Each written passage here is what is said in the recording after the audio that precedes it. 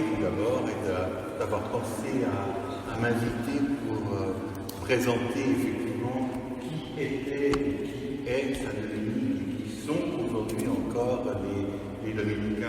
Je dois dire que, il ne faudrait peut-être pas le dire, mes premiers contacts avec Poligny ont été surtout liés à la cave des Jacobins. Mais c'est peut-être un détail, et on m'a demandé tout à l'heure, où je me suis demandé suffisamment, pas trop, pour qu'il y ait le temps de passer à la cave des Jacobins, qui ferme à 6 heures, donc rassurez-vous, à 6 heures au plus tard, non, bien avant, on aura terminé. Alors, je voudrais donc vous présenter assez rapidement cette petite ouvrir en 2 temps, effectivement. Quelques mots pour vous dire qui était Saint-Dominique, et puis dans la continuation un peu logique, donc vous dire quelques mots de ce qu'étaient à travers les siècles les dominicains et ce qu'ils sont finalement toujours aujourd'hui, qui devrait être en fait un peu la même chose. Alors, j'ai commencé par une image moderne, parce qu'il n'y a pas que ici, aux Jacobins de Poligny, il y a des peintures modernes.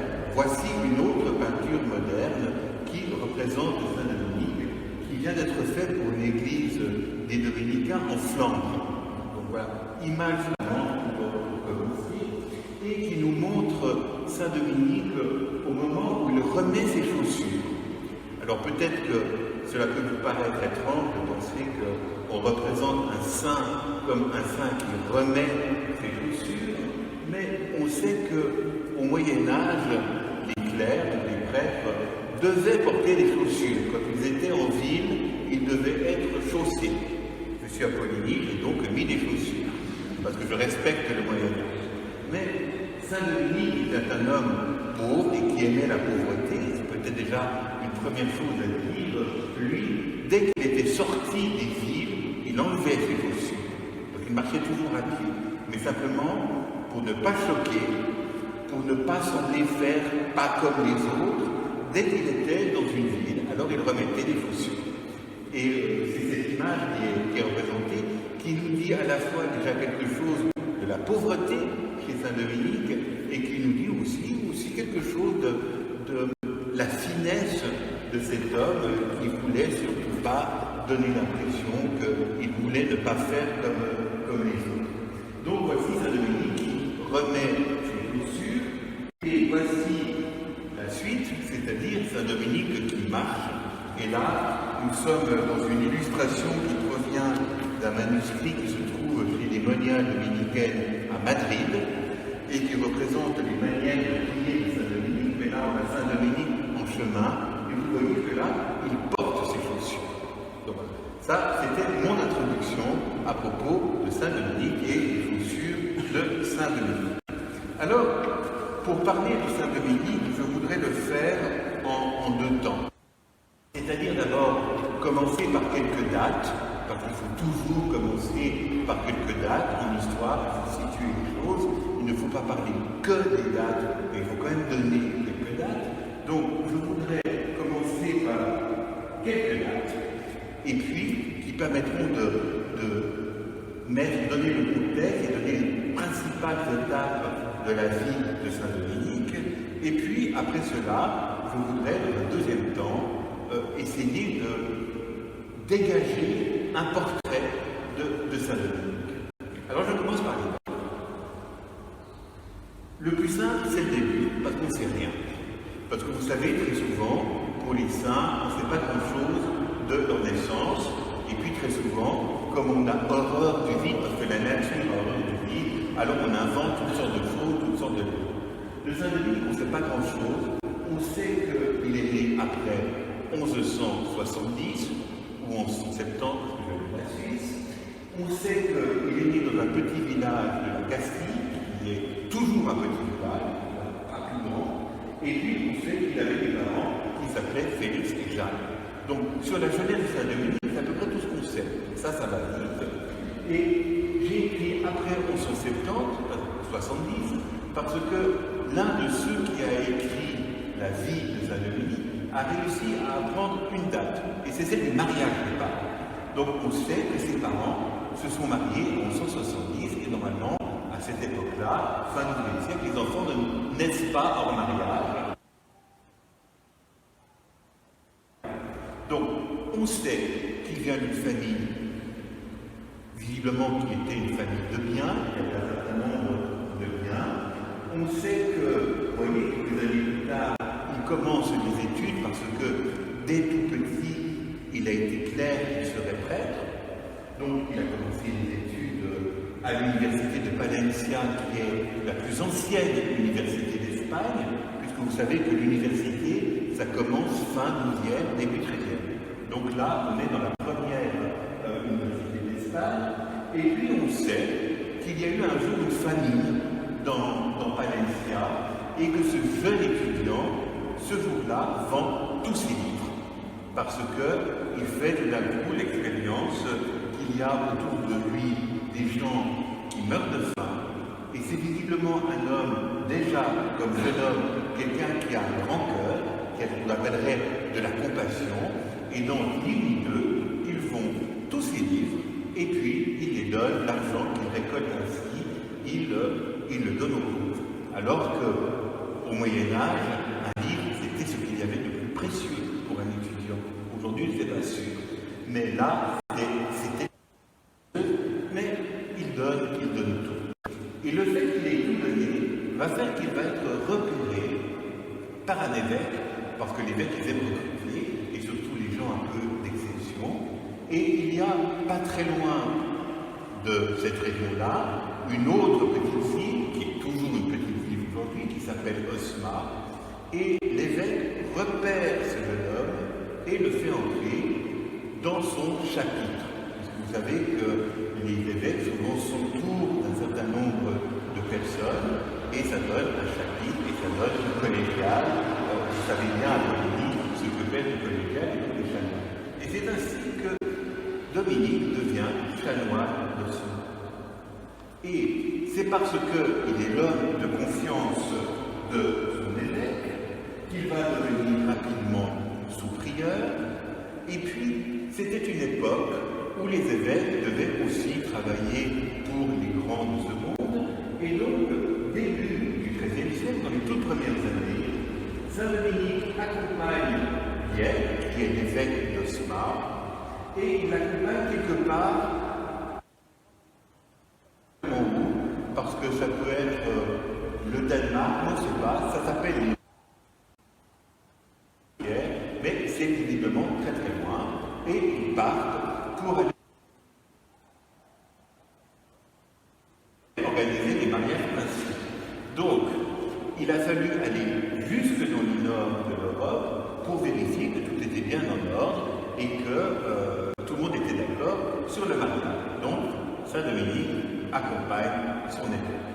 Et c'est pendant ce voyage d'Espagne qu'il passe par Toulouse et puis qu'il découvre qu'à Toulouse, début du XIIIe siècle, il existe des formes de dissidence. À l'époque, on appelle ça l'hérésie, mais ce sont des formes plutôt de dissidence sur lesquelles je n'insisterai pas, c'est très compliqué. C'est soit ce qu'on a appelé le catharisme, l'albigéisme, mais qui sont en fait plutôt des espèces de formes de christianisme un peu simplifiées et qui sont en dehors, en quelque sorte, aussi de l'institution. Donc, tout d'un coup, cet évêque et cet homme, Dominique, qui est dans sa suite, découvrent la dissidence, découvrent l'hérésie, découvrent quelqu'un qui n'est pas en train qui ne vit pas comme eux. On cherche à être chrétien. Et Saint Dominique, pendant toute la nuit, parle avec cet homme qui les reçoit, et le matin, l'homme est converti. C'est une image de Maurice Denis qui rappelle cela. Mais au fond, on a là les aspects aussi de Saint Dominique, à la fois cet homme qui a été sensible à la misère matérielle, ça c'est à Palencia, et là cet homme qui est aussi sensible à à la pauvreté et à la détresse spirituelle de ces personnes, et c'est pour cela qu'ils passent la nuit à discuter. Après cela, ils rentrent en Espagne, ils disent que tout est en ordre, ils repartent dans les marches pour... Le problème, c'est qu'entre-temps, elle est morte. Donc, ils ne savaient pas, parce que les moyens de communication n'étaient pas les mêmes. Donc, une fois qu'ils sont repartis et qu'ils se rendent compte qu'ils étaient venus pour rien, ils rentrent en Espagne. Donc, on y est, c'est quand même pas si loin. Donc, ils se rendent à Rome. Oui, donc c'est très loin, mais à l'époque, on marchait beaucoup plus. Et puis, de là, ils repartent pour l'Espagne. Et c'est là que se passe aussi une rencontre.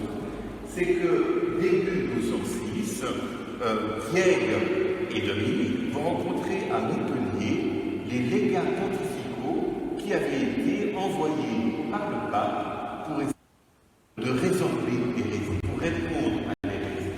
Mais simplement, les hérétiques, ces fameux dissidents, c'était des gens qui cherchaient à vivre un christianisme simplifié, donc quelque chose de convaincant, un christianisme pauvre, et quand ils voyaient ces légats pontificaux qui arrivaient avec toute une suite, c'était très peu convaincant. Donc, au moment de cette rencontre, l'évêque dit, c'est simple, si vous voulez essayer de les convertir, commencez par vivre vous-même, parce que sinon, vous n'êtes pas crédible. Vous prêchez à un Christ pauvre et vous êtes énormément riche. Donc, commencez par être pauvre, surtout pour répondre à des gens qui cherchent à vivre pauvrement, et peut-être que là, vous aurez quelque chose à dire. Donc, les légats vont accepter cette idée et vont commencer à prêcher, eux aussi, de manière un peu plus convaincante. Et puis, Diègue et Dominique retournent en Espagne et reviennent. Et ça, c'est un des grands mystères. Parce que vous savez, lorsqu'on cherche à reconstituer la vie d'un saint, eh bien, on est très facilement heurté à des questions auxquelles on n'a aucune réponse. Et là, c'est-à-dire que, si j'ai bien compris, cet évêque, accompagné de Dominique, était parti pour le nord de l'Europe. Ils reviennent à Rome, ils vont à Rome pour parler au pape, et ils disent au pape, c'est toujours l'évêque qui parle, et qui dit, nous avons rencontré ces hérétiques, il y a quelque chose à faire, nous voulons rester pour pouvoir travailler et pouvoir prêcher. Et le pape lui dit, pas question, votre place c'est en Espagne, retour en Espagne. Alors comme c'est très mal élevé de ne pas obéir au pape, ils sont rentrés en Espagne. Mais directement après, ils sont revenus. Donc, ils n'ont pas vraiment obéi. Et c'est donc pour moi une des premières questions, pourquoi ils sont revenus?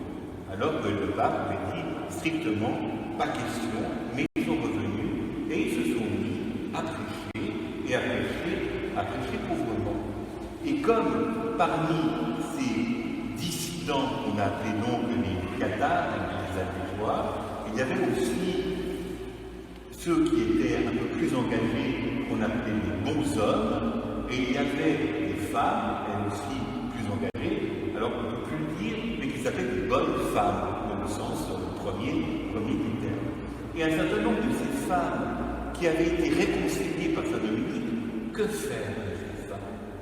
Eh bien, Saint Dominique va les rassembler et créer une communauté, qui existe toujours d'ailleurs, qui est cette communauté de femmes converties dans un lieu, on est environ à 25 km de Carcassonne, et il va créer justement une communauté de femmes converties, parce que aucun monastère régulier n'aurait accepté ces femmes, alors il crée quelque chose de tout à fait neuf, une nouvelle structure, qui est donc ce monastère de femmes converties.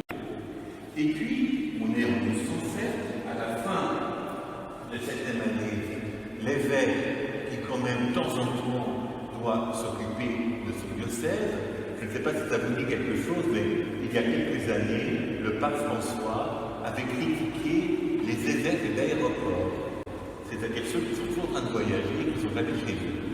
Et donc, bon là, c'est pas tout à fait de l'aéroport, mais il fallait bien que l'évêque rentre chez lui. Donc, l'évêque.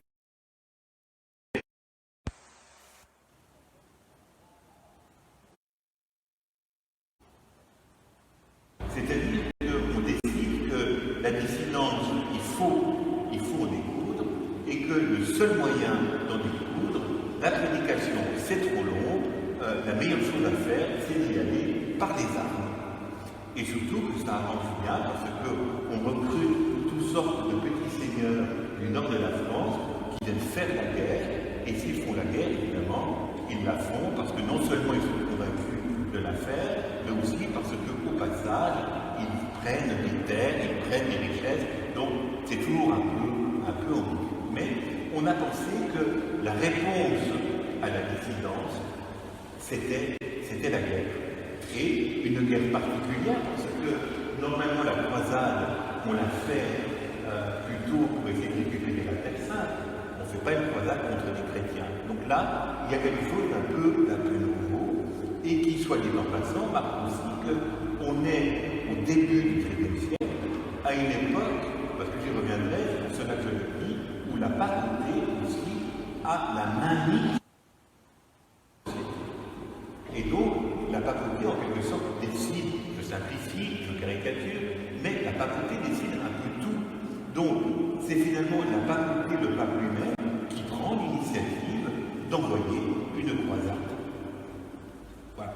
Je reviendrai sur la question de la papauté pour la moment.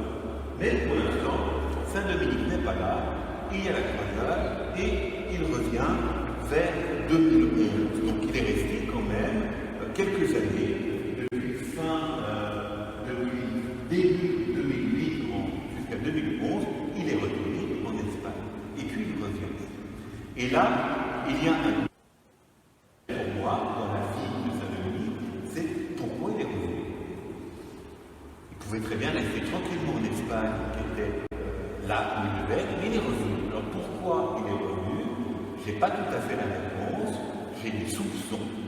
Je pense qu'une des raisons pour laquelle il est revenu, c'est aussi qu'il avait créé des liens à cet endroit-là et qu'il a pensé qu'il fallait revenir pour cela. Et en particulier avec ces femmes qu'il avait constituées en communauté. Et je suis à peu près persuadé, mais je vous vends la chose comme je l'estime, c'est mon avis à moi, donc c'est le bon sur la question, parce que je suis un éminent spécialiste, donc j'ai raison, mais je pense véritablement que s'il est revenu à ce moment-là, c'était aussi par ce lien très particulier qu'il avait tissé avec ces femmes. Ce qui est agréable à penser, on peut aussi avoir de bons contacts avec les femmes, parce qu'aujourd'hui aussi, parfois, dans l'Église, il y a tellement de... Il ne faudrait pas le dire, il faudra couper ça. Il y a tellement de machisme parfois dans l'Église, tellement de phallocratisme dans l'Église, qu'il est bon parfois de rappeler que les femmes ont leur place. Et chez Saint-Dominique, il y a cette attention très particulière aux femmes. Alors une fois qu'il est là, dans le sud, il revient, il s'installe à Toulouse. Et toujours, elle est là, c'est une dans le cœur de Toulouse. Donc il s'installe là, il s'installe avec quelques qu'il a recueillis autour de lui, quelques compagnons qui l'ont rejoint, et puis il y a deux frères qui s'appelaient Pierre et son frère, Thomas, je crois, Séillant, qui ont donc donné cette maison. Pierre Séillant, qui sera un de ses premiers compagnons de Saint-Dominique, et qui allait dire souvent, parce que de temps en temps il avait de l'humour, en disant « ce n'est pas moi qui suis entré dans l'ordre, c'est l'ordre qui est entré chez moi ». Et ça, il le disait parce que c'était ça dans sa maison. Donc vous voyez comment, au fond, dans la vie de cet homme, les choses se succèdent un peu comme elles viennent. C'est-à-dire ce sont les circonstances qui ont fait les choses. Il a rencontré la dissidence un peu par hasard, il est resté, il s'est occupé de ses femmes parce qu'il fallait s'en occuper, des compagnons le rejoignent, et puis, eh bien, parce que les compagnons l'ont rejoint, eh bien, il s'installe, et puis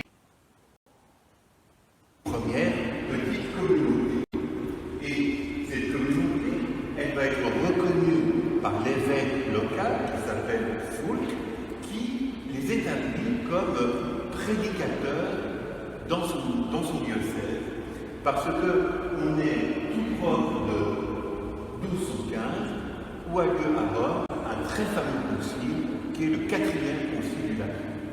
C'était l'époque bénie où les conciles, ça durait 1 mois, alors que de nos jours, ça dure au moins 3 ou 4 ans, voire plus. Mais là, en 1 mois, on a et le 4e concile de Latran avait demandé aux évêques d'avoir autour d'eux un groupe de prédicateurs qui soient capables de prêcher de manière un peu convaincante. Parce que les évêques, ça ne prêche pas toujours très bien. Je ne sais pas ici, donc attention, je ne dis rien, mais il arrive que les évêques prêchent fort mal. Les dominicains aussi. Bon, mais là, on est vraiment de lui, un groupe de prédicateurs dont cette petite communauté s'institutionnalise grâce à l'évêque. On choisit une règle, parce qu'une communauté, il y a toujours une règle de vie, et c'est la règle de Saint Augustin. Il leur faut une église, on leur donne une église, et à partir de là, on cherche à reconnaître aussi tout cela par Rome. Des allers-retours à Rome pour essayer d'obtenir un certain nombre de privilèges ou de bulles pontificales. Alors, il y en a une qui est extrêmement célèbre et qui est la suivante. La voici une bulle pontificale du pape Honorius III et qui dans laquelle il leur donne le mandat d'être prédicateur dans les diocèses de Toulouse. Alors, en soi, c'est pas super intéressant, c'est pas une bulle très solennelle, mais elle est très célèbre à cause d'une chose sur la première mot. Alors, si vous l'avez ici, c'est le mot, vous voyez que les papiers, ça sert à rien, c'est le mot qui est ici. Mais comme c'est écrit petit, et que je sais faire des agrandissements, voici le mot écrit ici, dont il s'agit. Et vous remarquerez qu'il y a une chose très célèbre ici, c'est-à-dire qu'on a raté quelque chose sur le mot. Parce que c'est du parchemin. Le parchemin, c'est cher. Et puis, si on fait une peinture, on ne prend pas la feuille de papier, on la jette, quand même, mais on gratte, on essaie de le corriger. Et cette bulle, elle a été corrigée. C'est-à-dire que le premier copiste avait envoyé cette bulle à Saint Dominique en lui disant que lui et ses compagnons étaient prêchants dans le diocèse de Toulouse. Et puis, ça a été corrigé et on a dit qu'ils étaient prêcheurs dans le diocèse de Toulouse. Ce qui n'est pas la même chose, parce qu'ils sont prêcheurs en soi, ils ne sont pas simplement dans l'acte de prêcher. Et on voit que c'est ici, alors pour un peu la donner, c'est écrit prédicatoribus, c'est-à-dire prêcheur, mais on avait alors écrit prédicatibus, prêchant, et assez habilement, celui qui a écrit a essayé de corriger la chose pour passer de l'un à l'autre. Donc voilà un bel exemple de bulle pontificale, et en plus c'est là l'important, parce qu'elle dit quelque chose du nom de ce groupe qui va devenir l'ordre des prêcheurs. C'est une première fois qu'apparaît le nom. À partir de là, eh bien, elle va essayer. C'est-à-dire que le 15 août 1217, Saint Dominique décide de disperser les frères. C'est-à-dire qu'il y a un groupe qui va rester à Toulouse, il y a un groupe qui va partir pour Paris, et un groupe qui va partir pour l'Espagne. Et au fond, ce qui va devenir l'ordre des prêcheurs du dominicains naît de ce moment de qu'on appelle la dispersion, c'est-à-dire que ce n'est pas seulement un petit groupe local qui reste sur le même droit, mais on essaime, et puis si on essaime une fois, c'est qu'on va essayer absolument partout. Donc ça c'est une date importante que celle du 15 août 1217, avec, vous voyez, un vitrail qui le rappelle, en passant par un vitrail qui s'appelait Jean Hugo, qui était, je crois, l'arrière-petit-fils de Victor Hugo.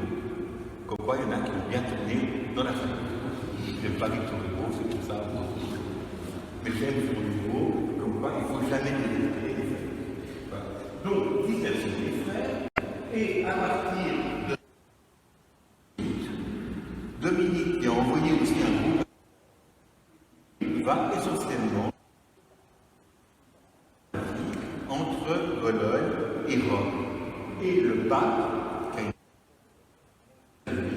a repéré que cette communauté de sœurs, les fameuses sœurs de Brouille, donc il va lui confier une mission impossible, c'est-à-dire de prendre toutes les communautés religieuses qui sont à Rome pour les mettre dans un même couvent. Alors c'est pas énorme, hein, au XIIIe siècle, ça faisait une dizaine de monastères avec en tout peut-être 80 sœurs dans le meilleur des cas. Mais il y avait ce projet, c'est l'église de Saint-Sixte qui existe toujours à Rome, et donc Saint-Dominique va essayer de démarcher les communautés pour les faire, pour les aider. Ça va pas très bien marcher, seulement qui vont entrer dans la démarche, mais ça va bien, et donc il va beaucoup s'en occuper, et donc toute la fin de sa vie, il va être très lié à ces religieuses-là. Et c'est très important parce que sans le témoignage de ces femmes, on ne saurait rien de Saint-Dominique sur ces dernières années de sa vie. Parce qu'une des sœurs, très âgée, à la fin du XIIIe siècle, va dicter ses souvenirs. Et on a ces souvenirs qui vont nous donner une vision aussi très belle de Saint-Dominique, parce que c'est pris sur le vif par une religieuse, et sans elle, cette sœur qu'ils appelaient sœur Cécile, on ne saurait rien de lui. On verra un peu plus tard, on a Saint-Dominique, et c'est grâce à elle. Donc, une fois encore, s'il n'y avait pas eu les femmes dans la vie de Saint-Dominique, il y a peut-être des tas de choses qu'on ne saurait pas. Bon, soit dit en passant, j'ai une sœur archi-féministe depuis tout petit, donc depuis tout petit, je n'ai pas eu le choix que d'essayer de l'être un peu moi-même, de manière plus modérée et féminine. Donc vous repérez là mon véritable féminisme. C'est pas parfait. Voilà. Saint-Dominique est à Bologne, et à Bologne, l'ordre va finalement assez défini.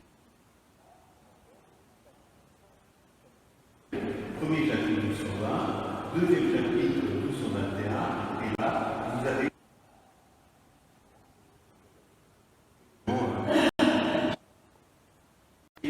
terminé tout cela. Le 6 août 1221, Saint-Dominique meurt à Bologne, et il faut attendre 12 ans pour qu'il soit canonisé. C'est-à-dire que les frères n'étaient pas d'accord entre eux sur la question de la canonisation. Ils ont été d'une négligence absolument totale, et donc il ne sera canonisé que 12 ans après sa mort. Alors que Saint François, pour donner un autre exemple, Saint François d'Assise meurt en 1226, il est canonisé en 1228. Saint Antoine de Padoue meurt en 1231, je crois. Donc, querelle entre les dominicains et les franciscains, c'est des cousins germains qui s'aiment bien, mais qui parfois un peu s'affrontent. Au moment où Saint-Dominique, eh bien, les franciscains, eux, ils avaient déjà 2 saints et les dominicains 0. Donc, il a fallu un peu se dépêcher de faire les choses. Mais ça dit aussi, malgré tout, aussi quelque chose de l'ordre où il n'y a jamais eu vraiment, et dans lequel normalement il n'y a pas, sauf vraiment de culte de la personnalité. Donc même par rapport au fondateur, on ne s'est pas vraiment intéressé beaucoup. Donc voilà pour la dates qui étaient là les principaux événements de la vie de Saint-Dominique. Si vous supportez toujours, je continue. Je saute et je continue. Alors, deuxième partie de ma première partie, j'essaie de tirer un portrait de Saint-Dominique. Parce que jusqu'à maintenant, je vous ai donné quelques dates où il est passé. Attention, maintenant je cherche d'interpréter un peu et d'essayer de créer un portrait de Saint-Dominique étant absolument clair que c'est mon interprétation. Parce que, et j'y reviendrai, chaque époque a fait son propre portrait du saint, aussi parce que selon qui on est, l'époque dans laquelle on vit, les choses nous apparaissent avec plus pas forcément les mêmes. Donc, j'ai essayé d'extraire effectivement de ce petit volume 1,2 kg, 1700 pages en vente,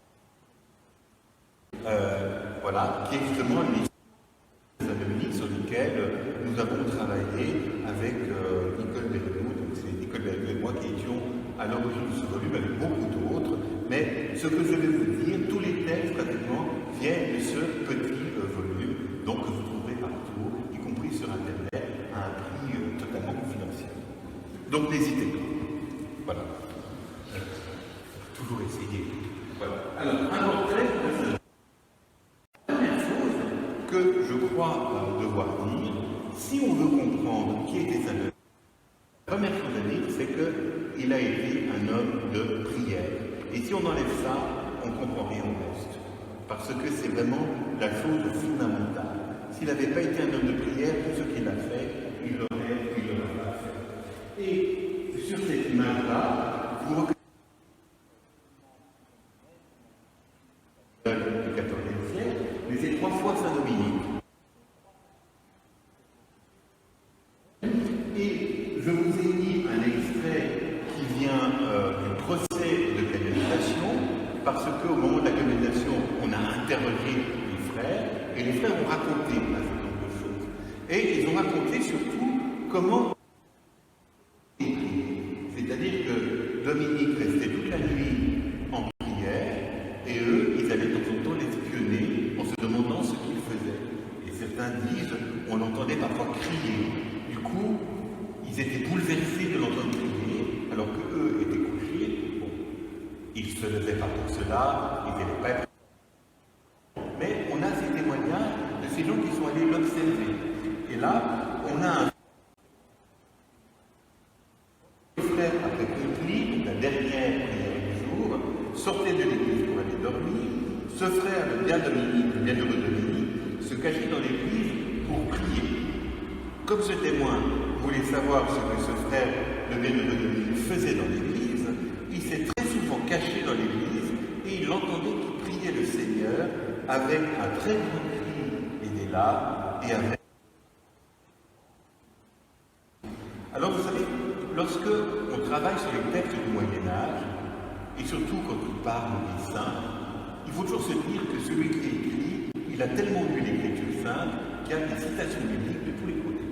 Il faut essayer de les repérer, et c'est toujours très drôle parce qu'on voit qu'il y a des autres qui ne les ont pas vus, et en même temps, il faut faire attention de ne pas oublier ça.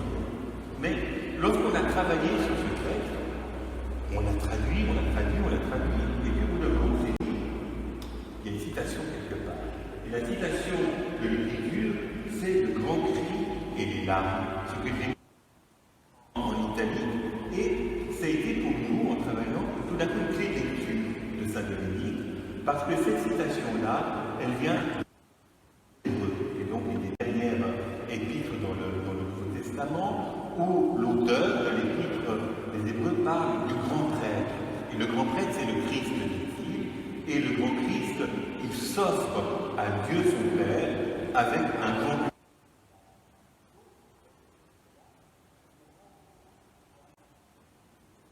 Et donc, il renvoie au grand Hébreux, donc il renvoie au Christ lui-même, et c'est une manière de dire que ceux qui ont écouté Saint Dominique ont compris que lorsqu'il priait, il cherchait à être le plus proche possible du Christ lui-même, et que sa propre prière, elle était parfaitement ancrée.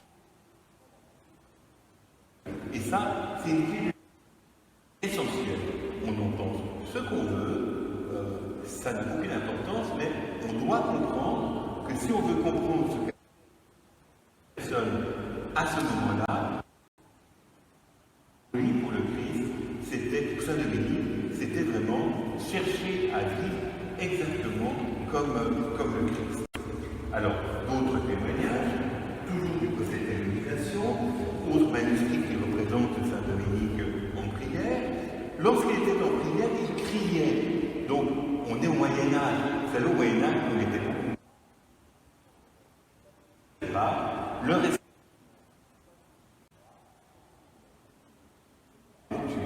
mais on avait des vrais sentiments. C'est pas le côté un peu édulcoré qu'on a aujourd'hui. Donc, cet homme, quand il prie, il crie. Et il crie, et on l'entend. Et comme il dit des choses, les gens ont noté. Et ici, on a ce qu'il disait, Seigneur, aie pitié de ton peuple, que feront les pécheurs? Et on comprend du coup que ça a été justement d'essayer de réconcilier les personnes. C'est pour ça qu'il a parlé toute une nuit avec cet homme qui était dans la dissidence. C'est pour ça qu'il est resté, alors qu'il y avait la croisade, mais que lui est resté là Il avait quelque chose à faire, finalement, pour le salut de son prochain. Et à tel point qu'effectivement, il passait toutes les nuits, et ça on le sait, toutes les nuits à prier. Et si vous n'êtes toujours pas persuadé de cela, texte suivant, qui vient de la première biographie, où on nous dit, alors cette fois c'est plus littéraire, il eut donc Saint Dominique une demande à Dieu fréquente et particulière, qu'il daignait à lui accorder une charité, c'est-à-dire de l'amour, véritable, efficace, et de leur faire obtenir dans la pensée, et là c'est magnifique, c'est bien écrit, dans la pensée qu'il ne serait lui-même en vérité un membre du Christ que lorsqu'il se dépenserait tout entier et de toutes ses forces à gagner des âmes. C'est exactement ce que je viens de voir. De même que le Sauveur de tous, le Seigneur Jésus, s'est offert pour notre salut. Et donc, quand je vous disais qu'il y a chez cet homme une espèce de volonté, de conformité au Christ, elle est là, parfaitement. Et donc, il faut tenir cela, et tenir cela en premier pour le reste va en découler.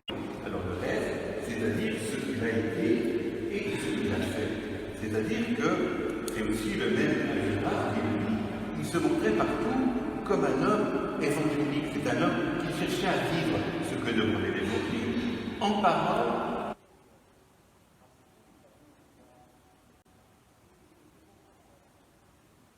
En voulant vivre pauvrement, il était en parole et en œuvre. De jour, personne n'était plus affable. C'était quelqu'un d'agréable. Personne n'était plus affable avec ses frères, tout en respectant toute chose d'honnêteté. C'était un homme, il a aimé il a été heureux avec les autres et les gens étaient heureux avec lui. Il y a des tas de gens, on a envie de vivre avec. Mais lui, bon. Aux heures de la nuit, personne n'était plus assis en tout point aux veilles et aux prières, c'est ce qu'on a vu. Hein. La nuit, c'est à l'église, et le jour, c'est pour son prochain. Il réservait le jour à son prochain, la nuit à Dieu, sachant, et c'est ce que dit en consultation de l'Écriture, le jour, pour le jour, le Seigneur a prescrit sa miséricorde, et pour la nuit, de la santé.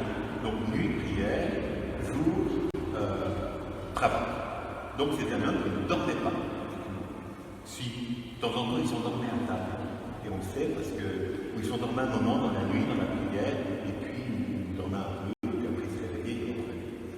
Mais donc vous voyez qu'il y a cette idée que chez cet homme, il y a une volonté de ministère de la réconciliation.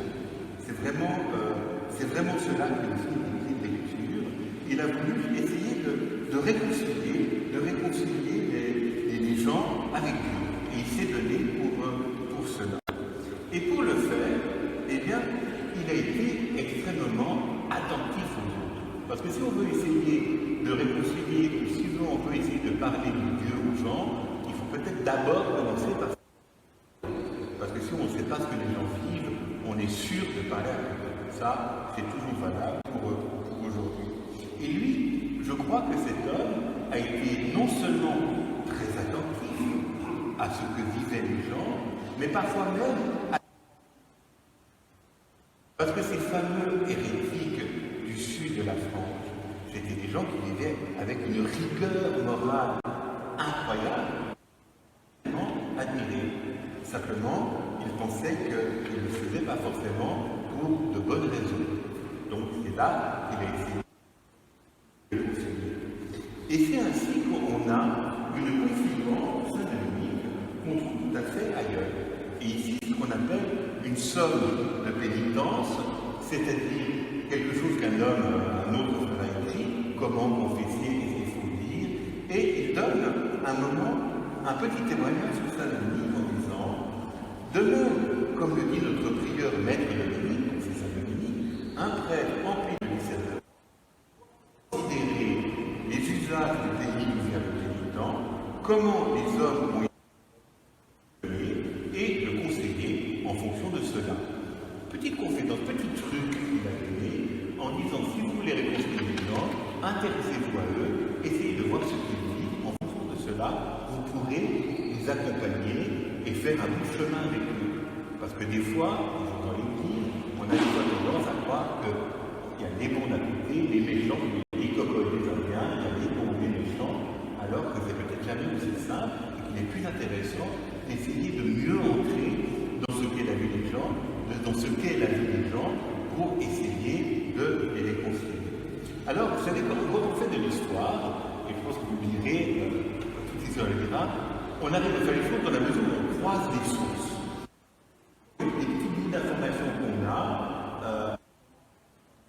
à faire un certain nombre de choses. Et alors, on a de lui des lettres de réconciliation. C'est-à-dire que cet homme a travaillé à réconcilier les gens dans le sud de la France. Et quand il réconciliait les gens, quand des gens sortaient de l'hérésie, on leur donnait une attestation. C'est ce qu'on appelle des lettres de réconciliation. Et par hasard, on en et dans laquelle on a la parfaite illustration de ce qu'il dit ici, c'est-à-dire considérer les usages du pays où vient le pénitent. Et voici un extrait d'une lettre de réconciliation de Saint-Denis, où il dit, à propos de ce pénitent, tout ce qui est son origine une semence de chair en temps, sauf le jour le jour d'après. Du Seigneur, pendant lesquels nous lui enjoignons de s'en nourrir en signe de renonciation de son erreur d'autrefois. Alors, première vue, quand on voit ce contexte, on dit c'est pas très intéressant. Mais en fait, ça l'est. Parce que, finalement, qu'est-ce que Saint-Denis demande à un ancien hérétique qui vivait de manière totalement stricte? Les Albigeois, ils mangeaient tel mépris de leur corps qu'il fallait absolument dominer le corps en lui donnant à boire. Et Saint-Denis ne fait à cet homme que de lui demander ce qu'il fait déjà. C'est-à-dire s'abstenir de viande, de fromage. Tout ça, cet homme le faisait déjà. Mais il le faisait parce qu'il méprisait son corps. Saint-Denis lui dit il faut faire exactement la même chose. Parce que, comme il disait, il s'est renseigné sur ce que disaient les gens. Et lui dit par contre, il y a certains jours de l'année, Pentecôte, Noël, où là, il faut faire la fête. Et là, il faut bien manger.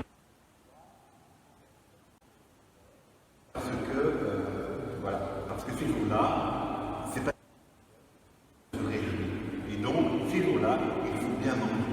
Et il y a quelque chose d'extraordinaire de penser que la réconciliation qu'il demande, la pénitence qu'il demande à cet homme, c'est de faire la fête 3 fois par année et de bien manger 3 jours par année. Jeûner, il faut encore toute l'année par mépris du corps. Là, on lui dit jeûner est une bonne chose, mais il y a des choses, il ne faut pas le faire. Et donc là, on a vraiment quelque chose à observer. Et cette attention, l'attention aux autres, et puis l'attention aux autres, en disant, qui l'oblige aussi à montrer qu'il y a des moments dans la vie où il faut savoir fêter. Ça, c'est toujours bon à savoir qu'il y a des moments où il y a des jours aussi où on a le droit de faire la fête. Alors, c'est un Espagnol. Et un Espagnol, chez Saint-Denis, il y a toute la fougue des Espagnols. Et ça, on le voit partout. On le voit, par exemple, ici. Après, toujours dans le procès de colonisation, avec lui. C'était moi qui parlais, donc à travers moi. Il restait le dernier, Saint-Denis, et lorsqu'on le cherchait, on le trouvait toujours souvent à genoux, sans que l'arrête la peur des loups dévorants qui attaquaient les gens. Et là aussi, on voit cet homme, il prie, bon espagnol avec la fougue, et puis discret, parce qu'il se met le dernier, et il n'a pas peur, parce que des loups ou pas des loups, ça lui donne.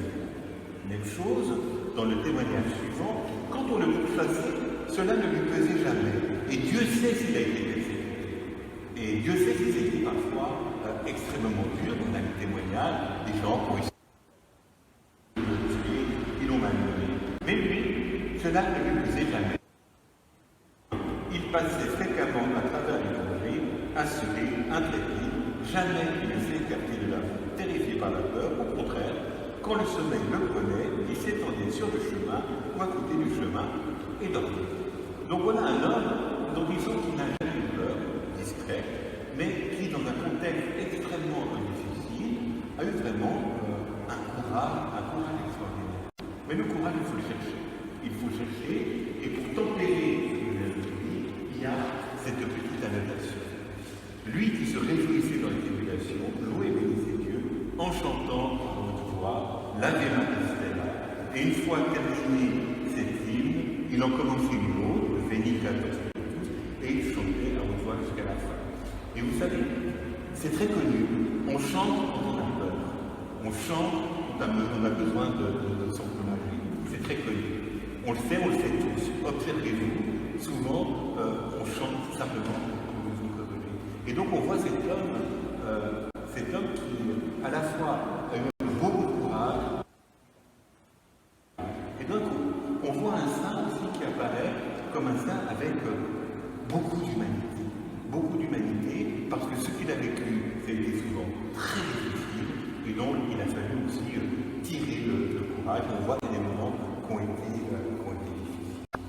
J'abandonne la lumière, mais je garde l'idée que c'est un homme qui avait aussi, qui savait. Et on le sait par le témoignage des sœurs. Justement, je l'ai mentionné. Cette sœur qui témoigne de Saint-Denis. On a une magnifique image qui est une plus ancienne représentation de Saint-Denis. Et on a le témoignage d'un moment où il est chez les sœurs, il parle trop.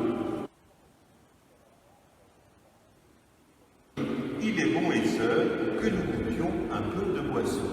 Il appelle le célérier, c'est celui qui est chargé des choses matérielles, et il lui dit d'apporter du vin. J'ai noté cela parce qu'à la fois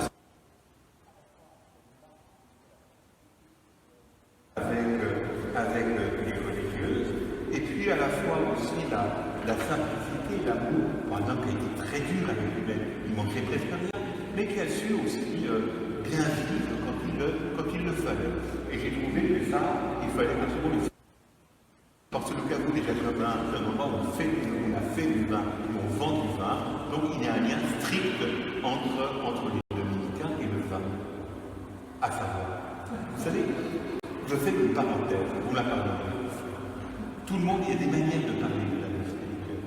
Les dominicains, depuis le XIIIe siècle, chaque fois qu'ils ont voulu parler un peu de la vie spirituelle, on fait des comparaisons avec le vin. C'est très curieux, mais c'est comme ça.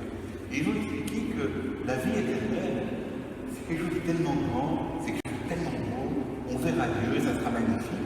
Et il dit, c'est un peu, vous savez, non, vous ne savez pas, parce que sans doute vous n'avez jamais fait l'expérience, mais il y a parfois, quand on a un peu bu, on est un peu joyeux. Et quand on est joyeux, on est un peu dans un état un peu euphorique, parfois.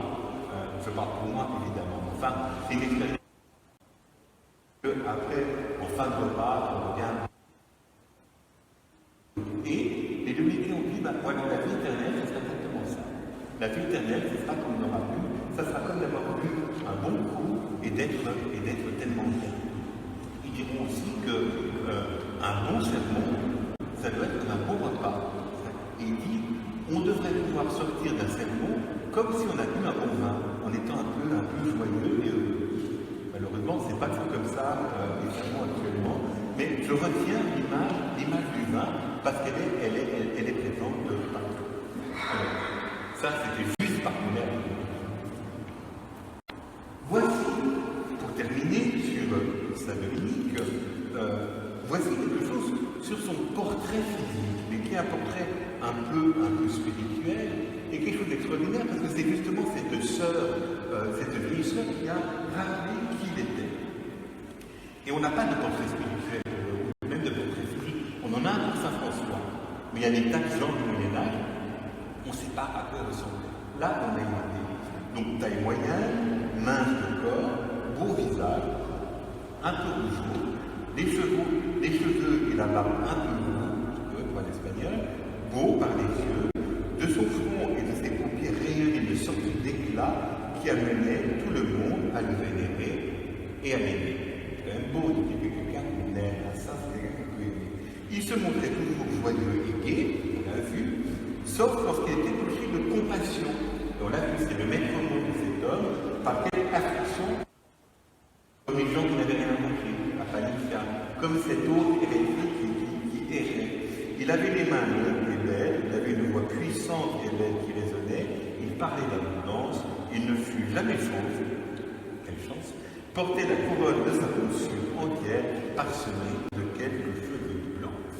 Donc, voilà pour ce portrait de Saint-Denis.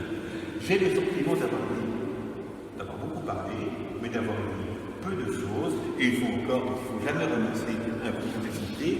Pour en savoir plus, n'hésitez pas à retrouver.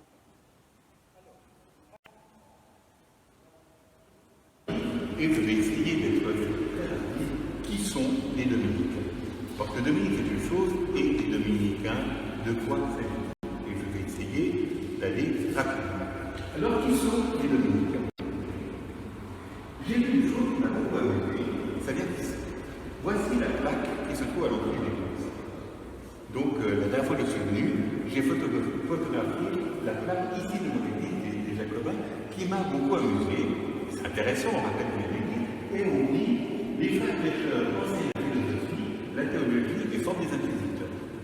Donc, d'après le visiteur qui vient visiter l'église des Jacobins de Coligny, il dira que les frères prêcheurs enseignent la philosophie, la théologie et forment des inquisiteurs. Donc aujourd'hui encore, puisque ça existe. Alors, j'ai trouvé ça un peu court, vous savez, c'est un peu court, cela, monsieur Lucie, et je voulais essayer d'en dire un peu plus. Alors, je reviens d'abord à ce que Saint Dominique a voulu que ce soit les dominicains. Est-ce que vraiment il a voulu que ce soit uniquement des philosophes, des théologiens et des inquisiteurs? Voici encore un extrait du procès de canonisation.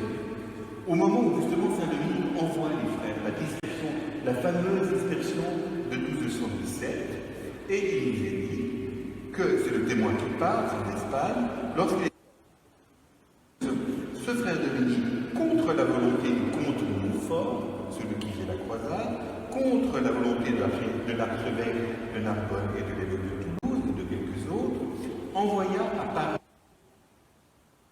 contre son gré avec 5 frères, et les noms pourquoi, pour étudier, pour prêcher et pour faire un couvent. Ça, c'est ce qu'est un dominicain d'après Saint Dominique. Saint Dominique a envoyé les frères pour faire quoi? Pour étudier, prêcher et faire un couvent. Et c'est toujours vrai, en étant clair que la chose essentielle, c'est prêcher. Et pour prêcher, il faut étudier, parce que si on veut parler de Dieu, il faut peut-être vaguement avoir fait 2 ou 3 petites études pour éviter de dire trop de bêtises, seulement pour avoir quelque chose à dire. Et puis, faire un couvent, c'est-à-dire vivre en communauté, parce que la communauté, la vie commune, c'est aussi le grand lieu de vérification de ce qu'on est en train de dire. Si j'essaye de prêcher, si j'essaie de parler de l'amour de Dieu, alors que je passe ma vie à me battre avec un problème. Donc il faut essayer, voilà. Le couvent, c'est le lieu où on fait l'expérience de ce qu'est l'humanité, et ça permet, c'est le lieu où on vit, et ça permet aussi, c'est utile pour pouvoir prêcher. Donc au fond, voilà, les dominicains, c'est pas seulement, je le dis encore, des philosophes, des théologiens et des inquisiteurs, c'est d'abord des gens qui sont faits pour prêcher, pour ceux-là qui étudient, et pour qui ceux-là aussi vivent en communauté. S'il faut le dire autrement, si je regarde les premières constitutions de l'ordre, les premières règles de l'ordre, il est dit aussi cela. Notre ordre, on le sait, dès le début, a été institué spécialement pour la prédication et le salut des âmes. Et là, on retrouve ce qu'a été Saint Dominique. Mais on retrouve que l'ordre a été créé pour la prédication. Pourquoi prêcher? Pour le salut des âmes. Et nous devons surtout nous efforcer, en premier lieu et ardemment, de pouvoir être utiles aux âmes de notre prochain. Donc si on prêche, et l'application qu'on fait là, c'est pour essayer d'être spirituellement utile aux gens. Et pour cela, ils vont utiliser aussi des images, dont la plus surprenante, c'est celle-ci, qui est tirée d'un manuel d'un dominicain, un père de Roman, milieu du XIIIe siècle, sur la manière de prêcher. Et il fait la remarque suivante. Les marchands de ce monde sont ardents au gain, au point que beaucoup d'entre eux ne cessent d'envie de courir de par le monde pour augmenter ses gains. Donc, c'est une image marchande. Il y a des gens qui ont là un marchand normalement. Si quelqu'un fait du commerce, on va dire, si au XIIIe siècle quelqu'un faisait du commerce, bien sur nous, c'était par appât du gain. Et donc, les dominicains ont utilisé cette même image pour dire, eh bien, les apôtres ont fait la même chose. Ils ont aussi couru de par le monde pour essayer de gagner des âmes. On utilise la même image marchande de l'appât du gain, mais là qui devient quelque chose de positif. C'est la même attitude, mais il faudrait que le dominicain normal essaye d'avoir la même niaque pour essayer de prêcher qu'un marchand qui essaie de faire du bénéfice. Donc c'est assez curieux, mais c'est aussi une manière de dire que derrière cette image marchande, il faut essayer de gagner. Donc, il y a un combat aussi pour gagner ces âmes, et finalement le gain des âmes s'oppose. Latran, dont nous avons parlé, disait finalement de la cure d'âme. La cure d'âme, c'est ce que font les curés.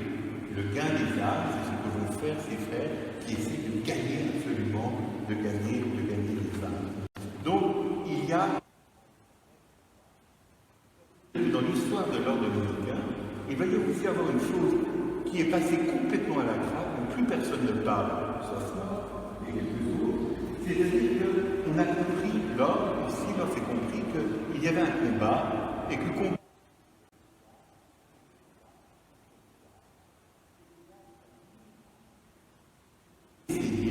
pour essayer de tromper son monde. Pour vous expliquer l'image, c'est une image de Saint-Pierre martyr, un autre saint, et vous voyez, qui s'est aperçu que le diable s'était déguisé en prenant l'apparence de la Vierge et de l'enfant. Donc le diable s'est déguisé, et on voit que la Vierge et l'enfant sont en fait pas la Vierge et l'enfant, c'est bien le diable. Et donc lui, il arrive avec le Saint-Sacrement, que de cette façon, il est obligé, le diable est obligé de se dévoiler. C'est étonnant, comme c'est une peinture italienne du XIVe siècle, elle est étonnante.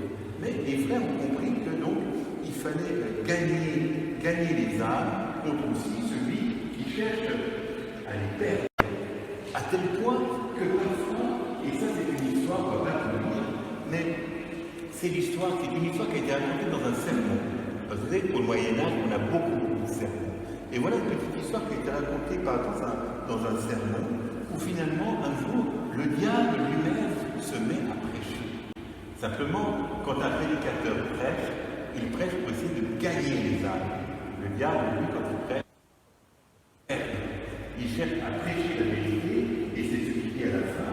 Ne sais-tu pas que plus on connaît la vérité des Écritures, eh bien, plus, si on ne change pas de vie, et plus les tourments que l'on mérite, le diable qui a mille ruses va vouloir faire connaître la vérité des Écritures pour que les gens soient davantage punis. C'est aussi une histoire assez étonnante que celle du diable prédicateur. Mais évidemment, si je vous rappelle cela, c'est parce qu'il y a une petite idée derrière la tête. Rien ne tient sans raison. Je suis persuadé que, en tout cas, les frères ont compris au début, donc une fois encore, il faut prêcher parce que prêcher pour essayer de sauver les âmes, c'est essayer de les arracher des mains du démon. Et donc il y a une conscience, il y avait une conscience chez ses frères tout au début, qu'il y avait donc une véritable et qui persécutent tout azimut. Elles sont, il en a des dizaines.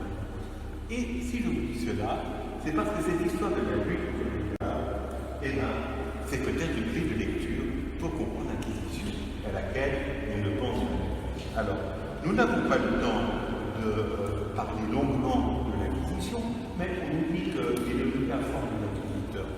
Il faut dire quelque chose, mais peut-être que cette histoire du diable est une clé, pas la clé unique, mais qu'elle va expliquer pourquoi les dominicains se sont tellement engagés dans l'Inquisition. Parce que finalement, l'hérésie, c'est aussi une manœuvre diabolique. Finalement, un prédicateur qui prêche contre les vices de ses auditeurs, ou un inquisiteur qui essaie de lutter contre l'hérésie, eh bien, c'est au fond la même chose. C'est le même combat, et c'est un combat contre le diable. Et les frères ont compris que finalement, l'hérésie, elle est de l'ordre aussi de la persécution diabolique. Alors, c'est simplement une clé de lecture de l'Inquisition, ça n'enlève pas, extrêmement complexe, parce que est difficile à comprendre et difficile à justifier, mais c'est important de se dire qu'il y a quand même aussi parfois des clés de lecture, ça justifie rien, et c'est une clé de lecture. Parce que quand on parle de l'Inquisition, et je sais, si aujourd'hui encore on nous dit que les dominicains ont été des inquisiteurs, certains le sont encore un peu d'ailleurs, il faut se rappeler surtout que l'Inquisition, c'est une institution qui a été voulue par le pape. Alors là, un extrait d'une bulle pontificale, parce que c'est le pape. Je vous ai dit qu'à un moment, le pape avait la main totale sur toute la société. Et donc, le pape pouvait déclencher sans problème les croisades. Mais le pape s'est aussi arrogué le droit de gérer lui-même les questions de l'hérésie. Donc, l'Inquisition, qui existait déjà depuis longtemps, est devenue une inquisition pontificale, sous juridiction du pape, et c'est le pape qui a des dominicains pour être l'inquisiteur. Et les dominicains étaient prêts à le faire, puisqu'ils savaient que c'était une manière de lutter contre le diable. Et voyez, c'est même écrit là, puisque tout à la fin, il est dit que parfois l'ange de Satan se transforme en ange de lumière. Alors, je n'insiste pas plus longtemps sur la question de l'Inquisition qui est archi complexe. Simplement, ce que j'essaie de dire, c'est vrai que les dominicains ont été très engagés dans l'Inquisition.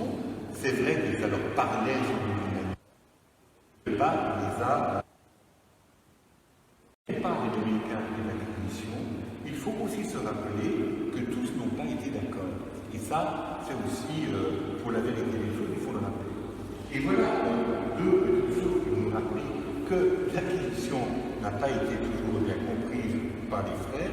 Voici un exemple d'un inquisiteur qui a mal tourné et qui s'appelait Robert le Bourg parce qu'il venait d'une ancienne famille d'hérésie.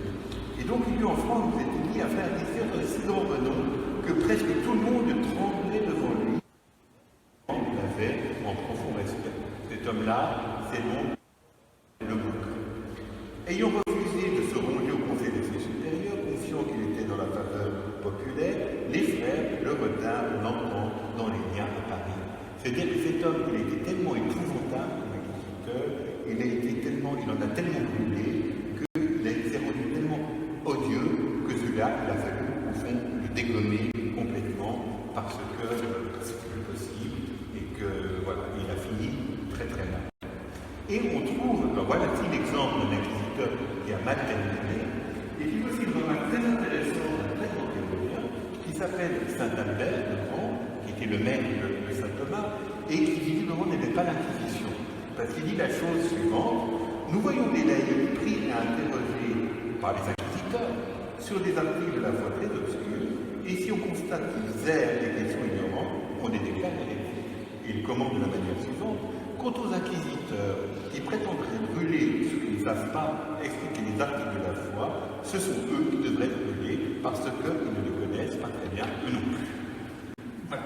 Juste pour vous dire, pour avoir quand même parlé de l'Inquisition, montrer qu'à la fois c'est un phénomène extrêmement complet, en même temps ça n'a pas fait l'unanimité. Ce qui a fait l'unanimité, c'est le rosaire. Et là, vous revenez. C'est le tableau du rosaire qui se trouve ici à la collégiale. C'est-à-dire que dès la fin du XVe siècle, sous l'influence de dominicain breton, qui s'appelait Alain de la Roche, on a créé des confréries du rosaire, c'est-à-dire qu'on a pensé que prêcher de manière simple, il faut le faire à partir d'une prière simple qui est celle du rosaire. Et donc on a là évidemment un rosaire avec la vie, et ça a été un apostolat très commun des frères, moins connu que l'Inquisition et pourtant beaucoup plus intéressant. Alors, pour terminer, j'avais le place pour vous, je voudrais vous montrer quelques grandes figures.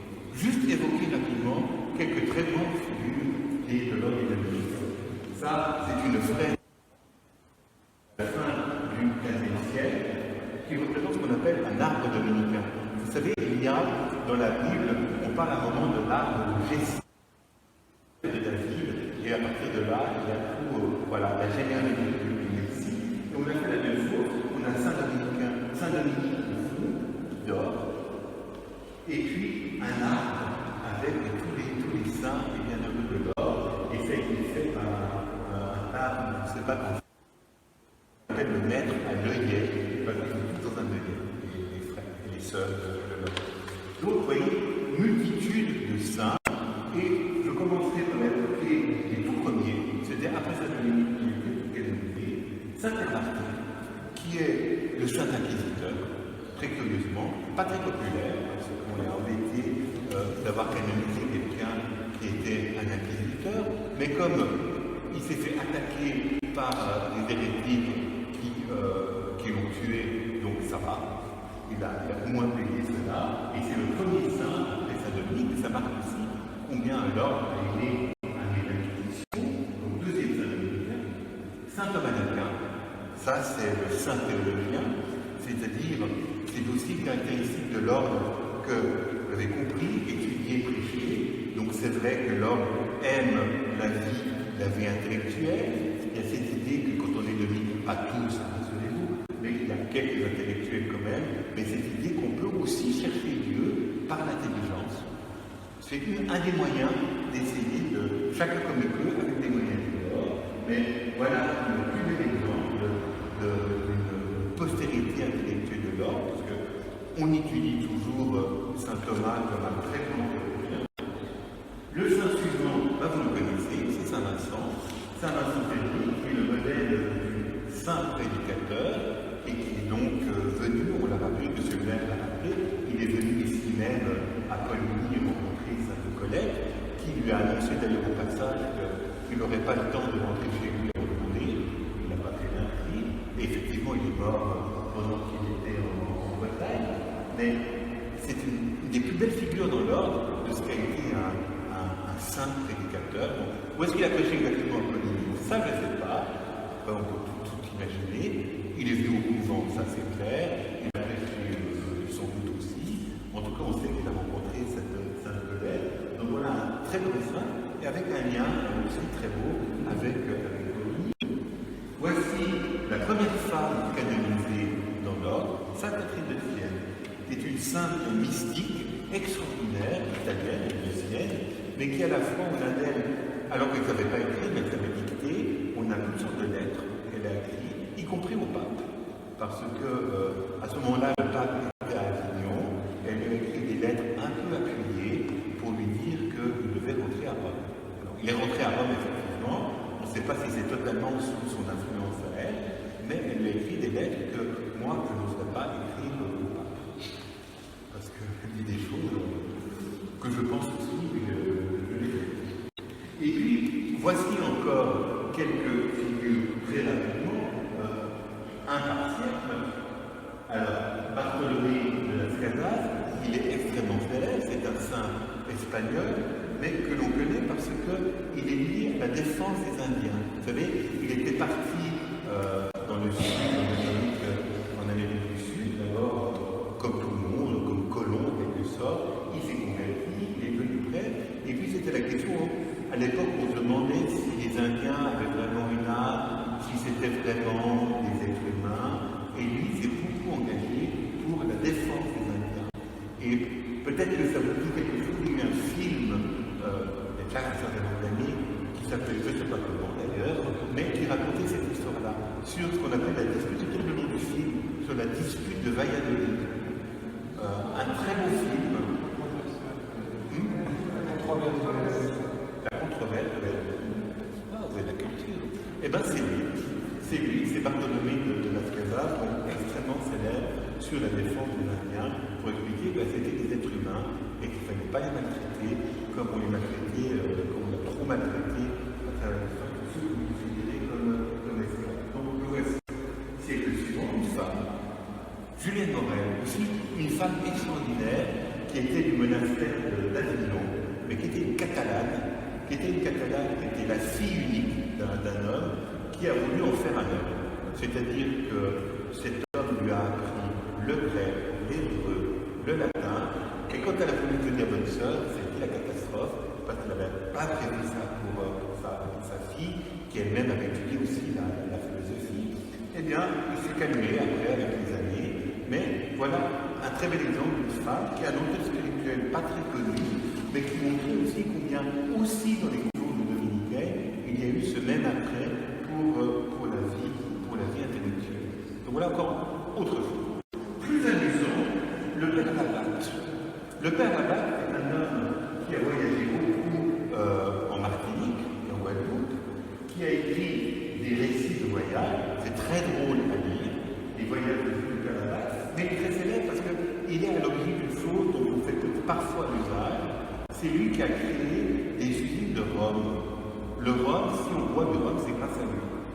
Voilà. Donc sachez-le, les dominicains, c'est tout terrain. Cet homme non seulement a écrit des choses très intéressantes sur les récits de voyage, mais il avait lui aussi ses propres esclaves.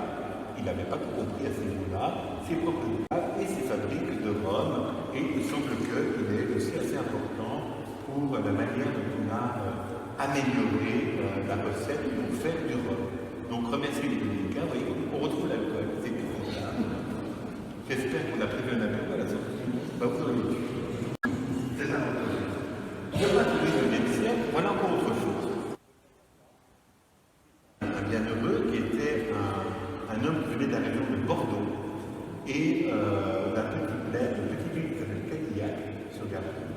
Et à Cadillac, il y a eu une prison pour femmes, qui aujourd'hui c'était le château de ville des Vernon, c'était magnifique. Maintenant, c'est devenu un musée magnifique, mais à son époque, c'était une prison pour femmes.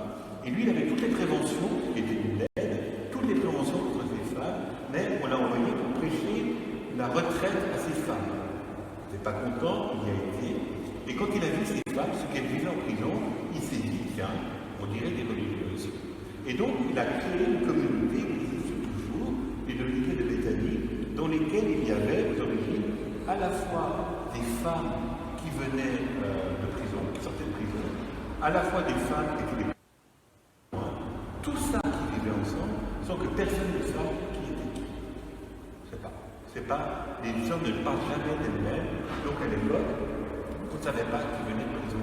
Avec ces effets extraordinaires, par exemple, mais personne n'était donné. Personne n'était donné de son passé. Personne n'était donné de ses erreurs. Personne n'était donné de son péché. Personne n'était donné de rien. Finalement, les plus grandes, les plus pauvres femmes, Dieu disait qu'il peut faire les plus grandes saintes. Et il a créé cette fondation donc, qui est très assez originale. J'ai connu un vieux père qui m'avait dit qu'une fois, il avait prêché la semaine sainte chez les sœurs de Béthanie, et au moment où on fait le feu, et juste avant le feu, on était à tout, on est dans la nuit noire, et tout d'un coup, une sœur s'est mise à pleurer. Parce que c'était certainement une femme qui sortait de prison, et qui avait des compétences qui du coup ne supportaient plus d'être dans l'obscurité. Dans les couvents de Béthanie, il n'y a pas de serrure, il n'y a pas de clé, parce que justement, c'était des femmes qui sortaient de prison. Donc voilà encore autre chose. Vous voyez, c'est vraiment des apostolats très différents. Mais on retrouve, vous voyez, le souci du pauvre, l'attention au pauvre, tout ça. C'est des choses qu'on retrouve. Je saute encore d'un siècle, et ça c'est extraordinaire. Le père Lagrange, qui est un dominicain qui venait de Bourg-en-Bresse, pas si loin, et qui lui a fondé une école biblique et archéologique, toujours à Jérusalem. Donc voilà comment au début l'échelle fantastique, moi je ne serais jamais mais voilà comment on faisait des fouilles archéologiques au début du XXe siècle en Terre Sainte. Et donc aussi, vous voyez, là on retrouve la vocation intellectuelle de l'homme. Alors, voici par siècle, vous voyez, des choses qui sont encore très différentes, et à la fois et puis il y a tous les autres, il y a tous les ouvriers. Donc ça c'est une photo d'un noviciat, 1910, et on voit des adjoints dans une époque qui s'est, donc c'était nombreux. Et c'est drôle parce qu'on se dit, voilà des adjoints qui ont fait certainement beaucoup de bien dans l'existence, qui sont totalement oubliés, et tant mieux, alors que des fois, y compris dans l'ordre, il y a eu des gens pas bien du tout, et l'actualité de ces derniers temps nous a laissé savoir, il y a eu des gens qui ne vraiment pas bien du tout, cela, tout le monde sait qui ils sont. Il y a des gens qui ont fait du bien, et c'est qui c'est. C'est comme ça, c'est le mystère du bien qui est assez discret. Donc voilà, j'ai voulu vous évoquer quelques grandes figures de bien, et en disant, en voici quelques-unes, mais il y en aurait tellement d'autres. Mais il faut quand même. Alors finalement, et maintenant, et j'ai presque fini en 2 minutes, qu'est-ce qu'il dit? Eh bien, je trouve que aujourd'hui, il y a d'autres priorités qui prient. Première chose, la vie commune. Un dominicain, sa vie en communauté. Et ça, c'est chez nous. J'ai pris des photos de mon couvent. Donc, je suis sur la photo, si vous avez vidéo. Donc, des communautés qui sont toujours des communautés qui sont aussi toujours liées à l'étude et à la formation. Là, cette vidéo le sont à l'Université de Fribourg. Je suis sur la photo. Mais là, je vous montre où je suis, parce que c'est moi le père, parce que c'est très long et très mieux. Donc, pour une fois, que c'est pas moi qui vais parler, je suis là. Je suis sur le dernier moment. J'étais très à l'aise. Qu'est-ce qu'on dit? Donc voilà. Donc vous voyez, il reste, c'était il y a 3 semaines. Donc il reste vie commune, ça c'est toujours ça, c'est vrai. Il y a une attention à l'étude, à la vie intellectuelle, ça reste toujours. Et puis après, il y a une multitude de manières de vivre et d'essayer de vivre tout ce que je vous ai dit. Ça, c'est le petit village qui est au-dessus de Trouille, ici, qui est là. Je trouve que c'était bien de faire 2 dos et qui montre qu'il y a une multiplication, une multiplicité de possibilités d'essayer de vivre ce que j'ai essayé de vous dire en quelques paroles, à la fois sur Saint-Dominique et puis sur l'ordre lui-même à travers le ciel. Vous voyez que ça vit toujours, il y a toujours des communautés, il y a toujours une attention à la vie intellectuelle, et puis toutes les manières imaginatives possibles d'essayer d'annoncer ce pourquoi nous sommes faits. Je m'étais juré que je ne parlerai pas 1h30, et j'ai parlé 1h25. Donc je vous remercie.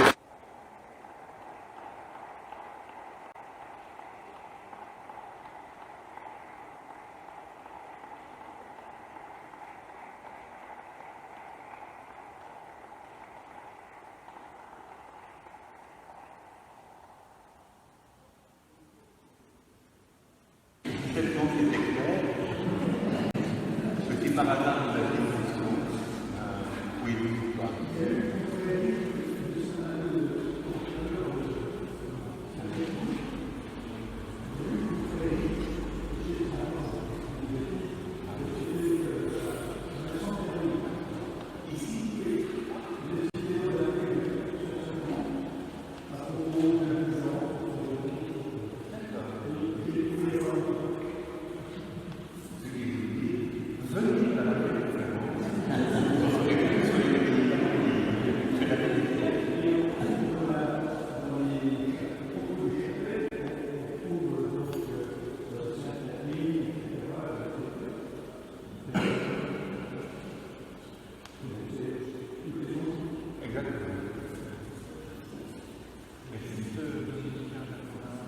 Ah, pourquoi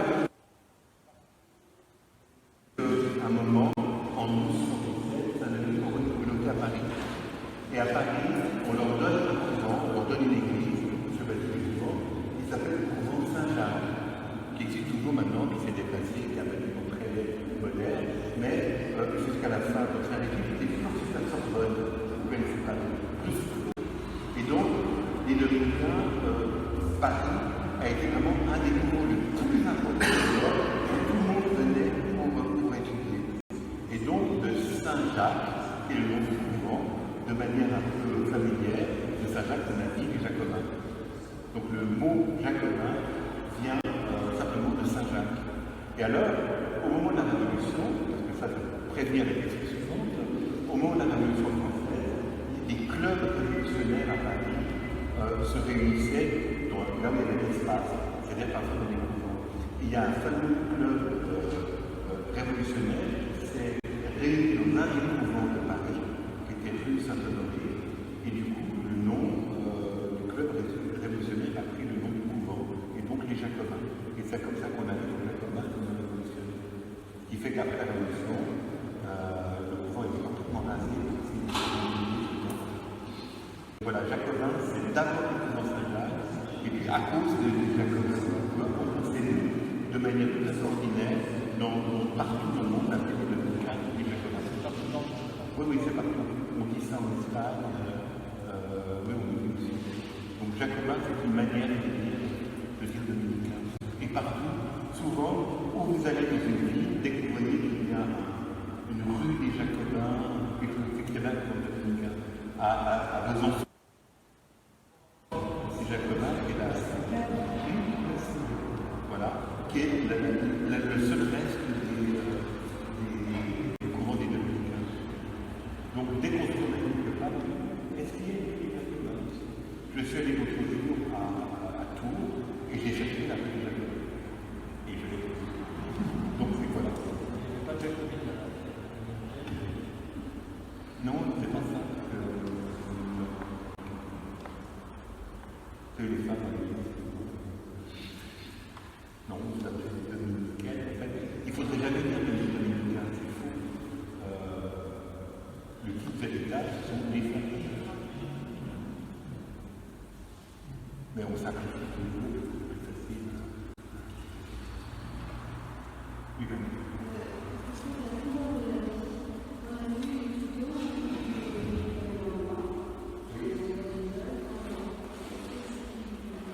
Oui, c'est parce que la liste est blanche, mais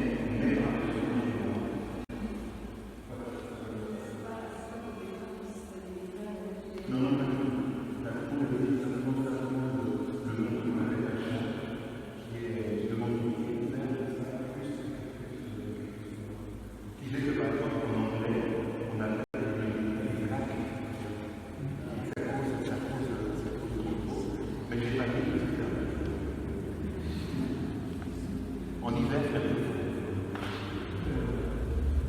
Ben voilà, là vous avez effectivement le Saint-Dominique assez parlant, quand même, représenté avec la vie et effectivement la chaîne. Donc autrefois, les frères convers et non-frères avaient cette partie-là et cette partie-là. Les convers avaient et ça disparaît. Et en fait, la paix blanc, pour une raison toute belle, c'est que par pauvreté, on le faisait au début avec de la laine, et avec de la laine, il ne profitait pas de la toute. C'est-à-dire qu'on allait récupérer la laine sur les animaux de bouche. Et il paraît qu'à cause de l'adrénaline au moment où ils tuent la laine, donc c'est de la laine qu'on vendait à bas prix. Et c'est avec ça qu'on faisait la laine. Et elle était non gratuite. Donc c'est aussi ça qui après, on a cherché les réponses symboliques. Donc on fait toujours des réponses symboliques sur les abeilles de Dieu. Alors on dit par exemple que les bénédictins sont des noirs parce que la couleur représente la présence. Et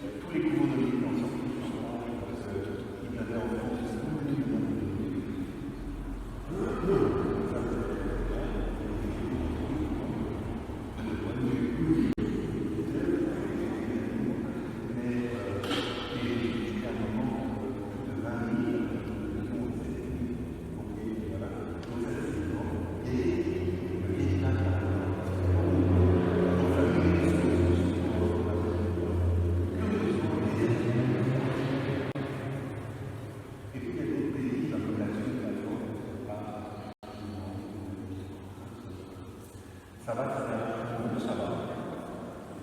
Pour l'instant, ça va. Si on se compare aux autres, on se console. Je demande à Mimi, je me regarde, mais en gros, ça va. Là, en France, c'est vraiment la première raison qu'il y avait pour l'écriture de l'État, c'était le mouvement de Toulouse, où ils sont aussi extrêmement nombreux. Donc c'est variable.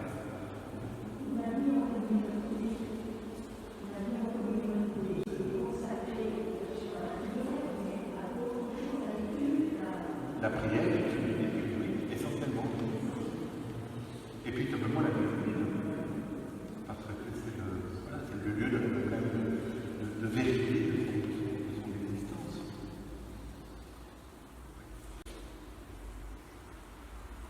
Parce qu'elle est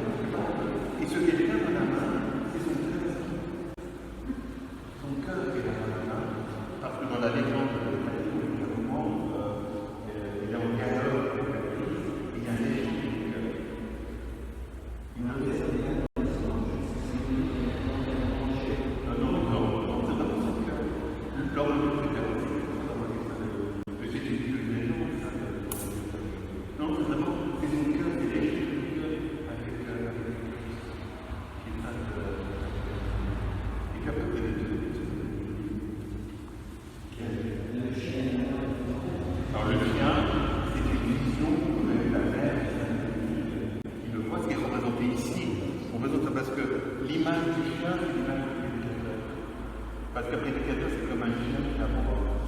Sauf que ici, on a la légende de Saint Bernard, la mère de Saint Bernard, et une vision d'un chien qui aboie. Et c'est l'aboiement du prédicateur contre les vices de et puis de même, on dit la langue d'un chien, il a des vertus médicinales, ça c'est vrai. Et donc, c'est pour ça qu'on utilise là, la mère a des visions, mais il n'aboie pas parce qu'il y a une tente dans la cœur, qui est l'idée qui va embraser par sa constitution. Et puis il y a des jeux de mots mais qui n'est pas vrai. Dominique Canès, on l'a fait le livre de chef. Oui, mais Dominique, on dit ça peut être Dominique Canès. Alors, passer de Dominique Canès à Dominique Canès, c'est contesté. C'est très contesté. Comme on dira, on ne dit pas que les folies Donc ça ne veut pas maintenant de la fin. Mais la confusion vient de là. Mais Dominicani, c'est les peuples dominicains, Dominicanais, c'est les chiens de mais tout le monde n'est pas d'accord. Je pense que c'est ça. Quand on fait tout ça, on va très longtemps à donc, s'il y a plus de questions, voilà. Oui. Vous connaissez sans doute la chapelle de France, d'Henri Matisse, avec là où j'ai essayé de travailler et effectivement, c'est dans le près de Saint-Dominique. Oui, magnifique. Et surtout parce que la base de ça, ça s'appelle Henri Matisse. C'est une mère.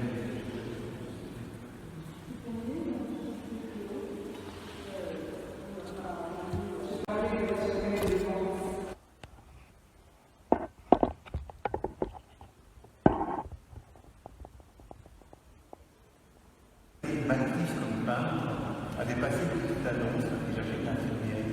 Et il voulait une infirmière jeune et jolie. Alors il y a une infirmière jeune et jolie qui s'est beaucoup occupée et qui ensuite est devenue religieuse. Et c'est un remerciement qui avait été un de ses modèles. C'est un remerciement qu'il a fait déjà. C'était des dernières œuvres. Voilà. Écoutez, voilà le reste, je vous remercie encore de votre patience. Et puis, n'oubliez pas qu'il y a une conférence qui a lieu jeudi prochain. Donc, jeudi prochain, le lien entre les frères prêcheurs et les polygones. Très important. Moi, je vous ai donné une bassement théorique et maintenant on passera à la